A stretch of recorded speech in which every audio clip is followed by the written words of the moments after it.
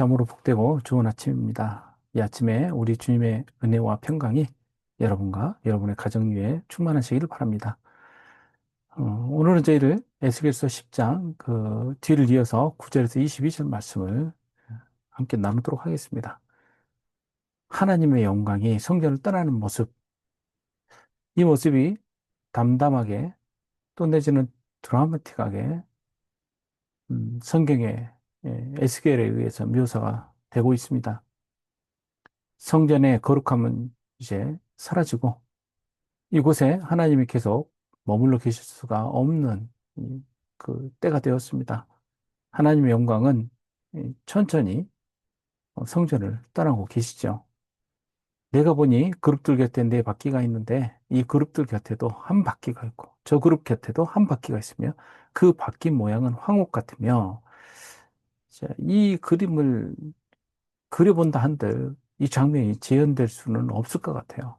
에스겔이 내가 보니라는 에르에 바 힌네라는 히브리어 이 그 문구 시작되는 문구에 의해서 문단을 이렇게 나누어지게끔 각각의 그 모습들이 묘사가 되는데요. 그룹들의 모양과 그 어떻게 이동하는지를 집중해서 보고 묘사를 하고 있죠. 그 모양이 넷이 꼭 같은데 바퀴 안에 바퀴가 있대요. 그래서 어느 쪽으로 돌든지 이게 움직일 수가 있어요. 그룹들이 나아갈 때 사방으로 몸을 돌리지 아니하고 나아가는데 몸을 돌리지 아니하고 그 머리 향한 곳으로 나아갔다라고 어, 이, 나옵니다. 여기에 그들이 갈 때 돌리지 않고 나아간다는 것은 이, 그, 이 바퀴 모양이 바퀴 안에 또 있다고 설명하는 그런 부분에서 이제 이해가 될 수가 있겠죠. 온몸과 등과 손과 날개와 바퀴, 곧 네 그룹의 바퀴 둘레에 다 눈이 가득하더라. 이 가득한 눈, 이 눈은 모든 것을 감찰하시는 하나님의 전지적 속성을 묘사하고 있다라고 이해를 할 수가 있겠습니다. 오늘날에도 이 중동 지역에 가면은 그 손바닥 모양의 이게 눈이 이렇게 그려져 있고 또 가득한 눈 모양이 이렇게 그려져 있는 그런 그 장신구들이 참 많습니다. 이게 전시안이라 해서 모든 것을 볼 수 있는 그런 눈이죠. 그러니까 하나님께서 살펴보시는 그런 눈을 그리고 있는 것 아니겠습니까? 그룹과 바퀴가 몸을 돌릴 필요도 없이 어느 방향으로도 나아갈 수 있다. 이것 또한 이동성이 어떠하다라는 걸 말하는 게 아니라 하나님께서 어, 우리가 생각하는 그런 예측 가능한 그런 모양뿐만이 아니라 하나님께서 자유롭게 하나님의 권능을 드러내시고 이동하시는 모습을 보여준다고 할 수 있겠습니다. 이렇게만 되겠지라는 우리 생각과 틀을 다 깨버리는 것이죠. 네 그룹의 네 그룹과 네 얼굴과 네 바퀴 등 이것들 모두 온 땅을 다스리는 하나님의 그 권능을 묘사한다라고 이렇게 이해를 합니다. 어, 하나님께서 예루살렘을 패망시키셨어요. 그러니까는 하나님께서 직접 치시는 것이 아니라 하나님께서 그 심판의 도구로 바벨론을 삼으셨고 바벨론이 예루살렘을 치죠. 이스라엘 사람들은 하나님의 도성인 예루살렘은 절대 멸망할 수 없다라고 그렇게 믿었던 것 같습니다. 그런데 그 도성이 멸망하는 거예요. 하나님께서 하나님의 거처가 어떻게 이방 사람들에 의해서 다 파괴가 될 수가 있겠어요? 이건 있을 수 없는 일이라고 생각을 한 것이죠. 그런데 역사적으로, 참 사람들은 그 교훈을 얻지 못하는 것 같아요. 여기에서도 마찬가지로 하나님께서는 그 어떤 것도 그 영광스럽고 거룩하다라고 말하는 그 어떤 것도 하나님께서는 그, 살펴보지 않으시고 그냥 놔버리시는 거 아니에요? 우리는 그 거룩함, 제사장의 옷이랄지 그 안에 가득한 하나님의 거룩함이 담겨 있는 메노랄지 떡상이랄지 분향단이랄지 특히 언약궤랄지 이런 것들이 하나님의 거룩함이 어, 드러나기 때문에 절대로 손상될 수가 없다라고 생각을 어, 했던 것 같습니다. 그러나 그렇지 않죠. 이미 그렇지 않다는 것을 사무엘서에 보면 그 블레셋과의 전투 가운데 나오는 그 장면에서 우리는 익히 보게 되지 않습니까? 사무엘상 4장에 보면 그 에베네셀에서 어, 이 블레셋과 전쟁하는 장면이 나오지 않습니까? 그곳에서 이스라엘 백성들이 전쟁에서 이기지 못하니까 하나님의 영광을 억지로 끌어내어서 앞장 세우지 않습니까? 그리고 하나님께서는 스스로 질 수 없다. 그렇기 때문에 하나님께서 스스로를 보호하시기 위해서 싸우실 것이다라고 생각을 했던 거 아닙니까? 그러나 어땠습니까? 하나님께서는 자유롭게 움직이시죠.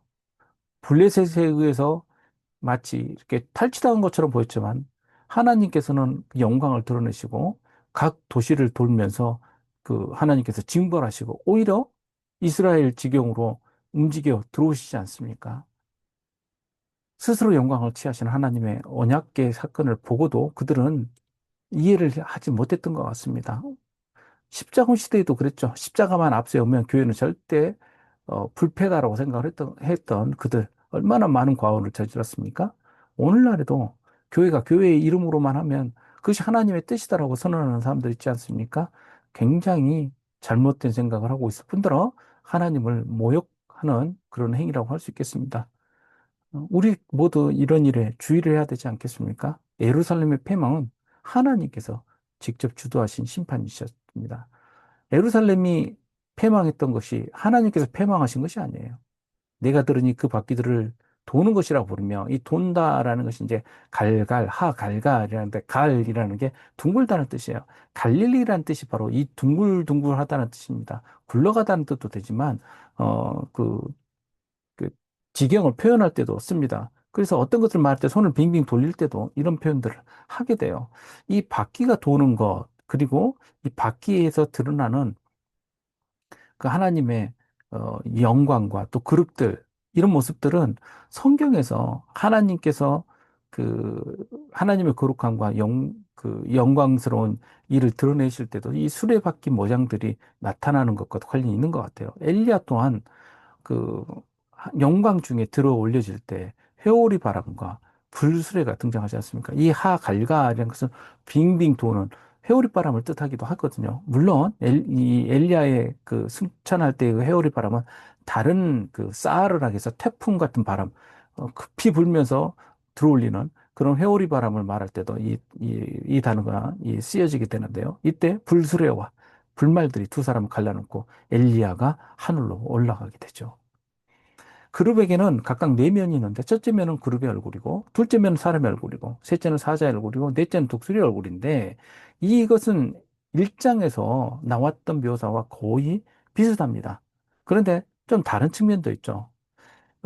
일장에서는 생물을 바라보는 관점이 앞쪽, 즉, 그 바라볼 때 남쪽과 북쪽을 바라보게 그쪽에서 이렇게 묘사를 하는데 여기서는 첫 번째 면, 즉 앞에서 바라보는 동쪽 면부터 시작해서 그룹 사람, 사자, 독수리 얼굴이 나오고요. 또 1장에서는 그 소의 얼굴로 묘사되는 부분이 그룹의 얼굴로 바뀌어서 나옵니다. 아마 이것은 에스겔이 1장에서는 자신이 지레짐작했던 얼굴이 소의 얼굴로 비쳤던 것이 여기서는 분명하게 이제 하나님의 그 임재와 뜻 가운데서 깨달아 알면서 그룹 얼굴로 확인하게 되었던 것 같아요. 그룹들이 올라가니 내가 그발강가에 서서 보았던 생물이라고 이야기되고 있습니다. 나아갈 때 바퀴도 옆에서 나아가고 날개를 들고 땅에서 올라갈 때 바퀴도 그 곁을 떠나지 않습니다. 완전히 서로 연동되어 있죠. 그들이 서면 이들도 서고 그들이 올라가면 이들도 함께 올라가니 이는 생물의 영이 바퀴 가운데 있습니다. 여기서 생물의 영, 뭐 살아있는 영이라고 히브리어로는 즉 루하하야라 해서 살아있는 영이라고 이 번역된 것을 여기서는 생물의 영이라고 번역하는데 이것이 그 자칫 잘못하면 그 그룹들하고 혼동될 수도 있어요. 그래서 이것을 좀 번역을 좀 더 명확하게 하는 것이 옳다라고 주장하는 학자들이 있죠. 이제 하나님을 호위하는 그룹들, 바퀴들이 서로 올라가면서 하나님께서 행차가 시작되는데 그 옆에서 바퀴들이 따라 움직이면서 아주 똑같이 움직이는 것을 볼 수 있습니다. 하나님의 영광이 성전문을 떠나서 그룹들 위에 머무시는데 이 머무시는 모습을 보면 즉각적으로 빠른 속도로 움직이는 것이 아니라 천천히 머뭇머뭇하며 올라가는 것 같아요. 그때 여호와의 영광이 성전 문지방을 떠나 그룹들 위에 머무르다라고 나옵니다. 하나님의 영광이 성전 문지방을 떠나는 장면이 나와요. 이것은 아까 앞서서 우리가 봤던 그 에베네셀서의 그 전쟁, 블리셋과의 전쟁 가운데 언약궤가 빼앗길 때 나왔던 그 묘사와도 어, 많이 닮아 있습니다. 그때 사무엘상 4장에 보면 비느하스가 그 홈리와 비느하스가 이 언약궤를 끌고 나가죠. 그리고 그들은 그 전쟁에서 참혹하게 패배하고 그 현장에서 전살하게 됩니다. 그때 그 소식이 전령리에서 전해지게 되고 그 아버지 엘리는 그 소식을 듣고 놀라면서 뒤로 자빠져서 목이 부러져 죽죠. 그리고 그 아내, 비느하스의 아내는 임신하였는데 그 소식을 듣고 그 고통을 느끼면서 해산할 때 죽어가게 됩니다. 그러면서 그가 뭐라고 말을 하냐면 아들을 낳았다는 그 산모의 이야기를 귀담아 듣지도 않고 영광이 이스라엘에서 떠났다라고 말하면서 그 아이 이름 뭐냐면 이가봇이라고 말합니다. 예. 이것은 하나님의 괴가 빼앗겼기 때문에 그리고 영광이 이스라엘에서 떠났다라는 히브리어로 그렇게 표현을 한 것이죠. 하나님의 영광이 이제 움직이면서 점차 이동하게 됩니다. 그룹들이 날개를 들고 내 눈앞에 땅으로 올라가는데 그들이 나갈 때 바퀴도 입어서 함께하고 그들이 여호와의 정으로 들어가는 동안에 동문에 머물고 이스라엘 하나님의 영광이 그 위에 덮었더라라고 나옵니다. 하나님께서 오르시자 그룹들이 날개를 들고 올라가서 성전 정문 쪽이 보이는 즉 앞쪽으로 보이는 동쪽 문으로 이동을 하고 하나님 영광에 거기에 덮이게 되죠. 하나님께서 이제 성전을 완전히 떠나시기 전에 잠시 마치 멈춰서 뒤를 돌아보는 것 같은 그런 연상되는 장면입니다. 하나님께서 마음 가운데 얼마나 무거운 마음으로 또 하나님께서 그 자리에서 그 머뭇머뭇 하시는 것 같은 그런 모습을 어, 상상할 수 있게 만듭니다. 하나님께서는 번번이 그렇게 하셨죠. 아브라함과 그 서로 대화하시면서 소돔과 고모라를 멸망하실 때도 바로 이동하지 않으시고 아브라함 앞에서 머뭇머뭇 하시면서 아브라함이 중보하시도록 그렇게 기회를 허락하지 않으셨습니까? 어, 하나님께서는 어, 아수르를 향해서도 니느를 향해서도 징벌하시겠다고 하시면서도 머뭇머뭇 하시면서 회개의 순간을 허락하지 않으셨습니까? 하나님께서 이러한 그 징벌을 내리실 때는 바라시는 것은 멸망이 아니라 돌아오는 것이고 하나님을 아는 것 아닙니까? 우리 또한 오늘 본문 가운데 이 메시지를 분명하게 봐야 될 것 같습니다. 하나님께서 뭘 원하시는가?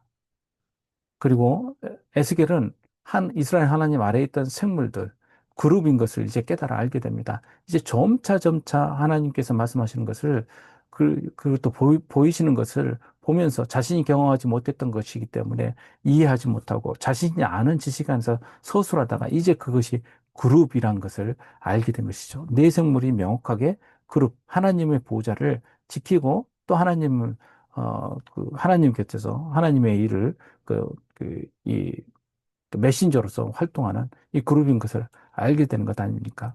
그런데 이 그룹과 하나님의 영광은 어디에 있어야 되는 것입니까? 예루살렘 성전에 있어야 되는 것 아니에요? 근데 그는 어디에 서 있습니까? 그발강가에 서 있는 것 아니에요?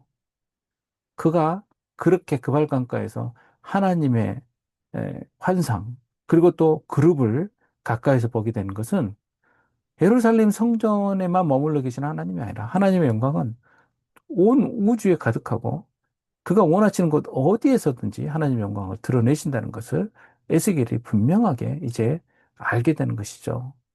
하나님께서 그렇게 보이신 것 아닙니까?